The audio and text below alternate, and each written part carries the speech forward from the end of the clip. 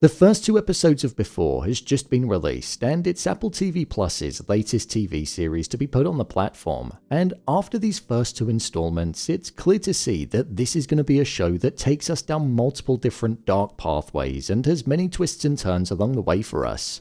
Focused on Eli, an individual that's battling with grief for his wife Lynn, who ended things for herself, a young boy called Noah entered his life who appeared to also have deep-rooted trauma that parallels the pain and suffering that Eli had been going through.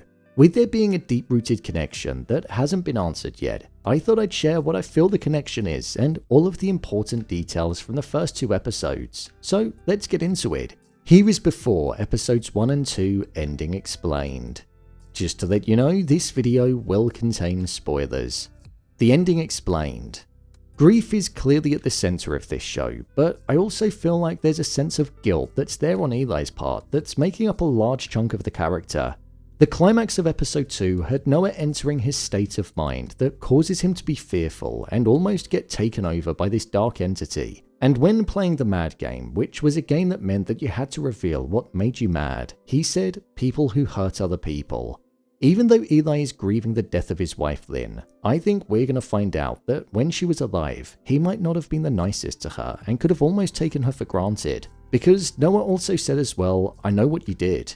I think this is why Eli was reluctant to go back to work during the beginning of episode 1, because him being so invested in work could have been the catalyst for why she potentially ended things. When his daughter was panicking about the state that he was in when she visited the house and he wasn't there, we saw that he was almost more interested in the child that was breaking down in the room opposite, rather than the mental state of his own daughter. He almost just brushed her off when she was talking about how she hadn't been okay since her mother died, and he simply said that he'd just arrange a dinner for himself and her to get together. I'm imagining that this is probably the attitude that he had when Lynn was alive, and maybe the distance that he had within his own relationship was what made him miss the fact that Lynn was unhappy. During the beginning of episode 1, there was this dream that Eli had when he was diving into a swimming pool, but there was no water in it whatsoever. This was a recurring dream that he had, but on the second time he had the dream, we saw that he was pushed by somebody. We didn't see the person that pushed him, but I think it was quite clear to see that it was Lynn. Diving into the pool in his dream broke most of his bones and left him covered in blood, so he'd essentially just lie there staring upwards, almost as if he felt as though he deserved to suffer. But why did he deserve to suffer? Lynn also appeared to Eli several times throughout the episode. The fact that her roses were living and growing and even thriving and she wasn't was a constant reminder to him of how she was gone. There's definitely something more going on with Lynn's death that we don't know yet, whether that be Eli having a hand in it or not being there for her when she needed him and him being more invested in work during that time. The farmhouse is a key focus as well in this show. Eli had a photo of it, but we found out that Noah had many drawings that he'd done where he'd positioned it in the background of it, which was also accompanied by creepy looking faces and dark entities. There's something that clearly led Noah into Eli's life, but we just don't know what it is yet and if it was the dark force that's plaguing his mind. We know that Noah keeps seeing this water appearing in front of him, and from the water there's almost this parasite that appears and tries to attack Noah. We've seen it in a large form, and we've also seen it in a small worm-like form too. What's particularly interesting is that Noah seems to have the water, and Eli has the pool in which it can be filled up with. So I feel like the dreams and hallucinations that they're having are deeply connected. There were also other shots in the episodes which showed how intertwined they were. For example, they both screamed and woke up at the same time, and also when they were looking at things, it cut from Noah's eyes directly to Eli's. So as the episodes go on, I feel we'll see just how connected they are. It says in the synopsis for the show that Noah is connected to Eli's troubled past, so I'm intrigued to see how it is. When it comes to what's actually possessing Noah or plaguing his mind, we don't yet know. There was something that Eli mentioned, which I thought was worth calling out. He mentioned Capgras syndrome. Capgras syndrome is when an individual feels like the people that they're closest to have been replaced by identical imposters, but in reality, it's actually the person that's the imposter. I wonder if that is going to have something to do with both Eli and Noah's parallels. We heard that when Noah was first fostered 8 months ago, he used to speak, but then, over time, he slowly regressed and stopped speaking and would have those episodes and breakdowns where he'd scream. We don't know how long Lynn's been dead for, but it seems pretty raw. So I wonder if Noah started having those episodes when Lynn died. The water that Noah saw when he was having his scan looked like the sort of color that it could have been if it was mixed with blood, and we know that Lynn died in the bathtub. So that could well be the case, and her death could be what's bringing them close together. My review of the first 2 episodes. I thought the first 2 episodes of this show were okay. They were pretty slow, I'm not gonna lie, but I feel like it definitely has potential there.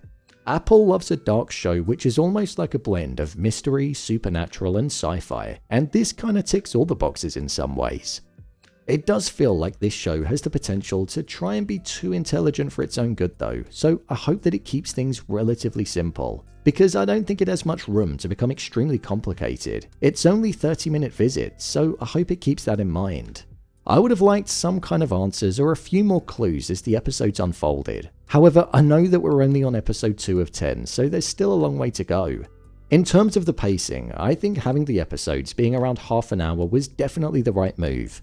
It's enough time to enter the world, find out some clues, see it develop, and then be out of it. An intense hour of this specific story could end up becoming too much, and the story could begin to drag. I only say that because as of right now, the story doesn't seem gripping enough to warrant a longer runtime, so in that sense, around 30-minute episodes was the right choice.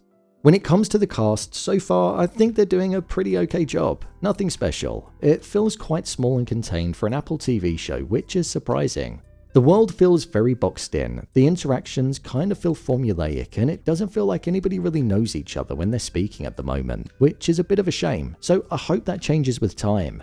The best chemistry is definitely between Noah and Eli, which is what you'd say you'd want, as it appears like their characters have a supernatural connection that transcends day to day. So if it wasn't, then that would be a massive concern.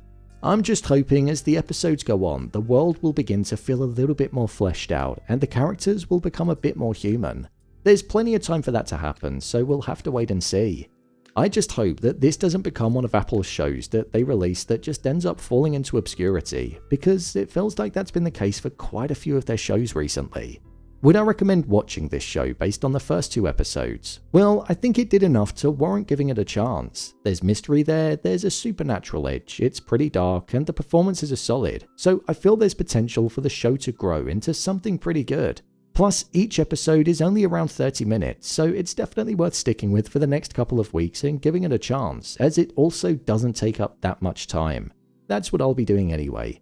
So, there you have it, before episodes 1 and 2 ending explained. If you want to see more of your favourite TV shows and movies broken down, then click on the card in the top corner, or alternatively you can head over to my channel where you'll find them all. And finally, if you'd like to see what I rate the latest movies that don't quite make the cut to getting a dedicated video, then head over to my Letterboxd profile. It's where I rate the latest releases in real time.